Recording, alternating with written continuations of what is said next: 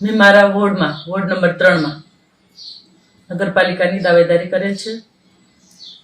વર્ષોથી ભારતીય જનતા પાર્ટીના સાથે જોડાયેલી છું. સંગઠનમાં રહી અને તન મનથી સેવા કરી છે, કામ કરેલું છે.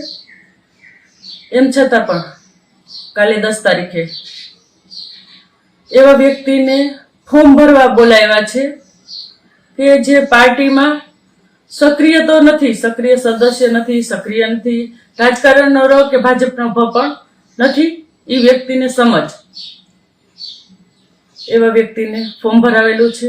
અને મેં એવા વ્યક્તિઓને ફોર્મ ભરાવેલું છે એવું સ્પષ્ટ પણ કે છે. તો આ એક નહીં, અનેક જગ્યાએ આપણે જોઈ શકીએ છીએ. ઘણી બધી બાબતો એવી છે. આગેવાનો વડીલો એ પણ શોકિંગ છે કે જેને સક્રિય સભ્ય નથી બન્યા.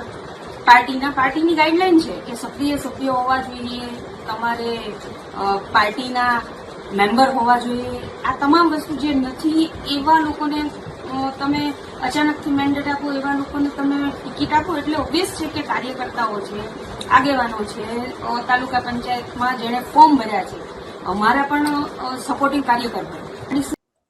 તો આ આપણે સ્પષ્ટપણે જોઈ શકીએ કે કેવી નારાજગી છે લોકોમાં.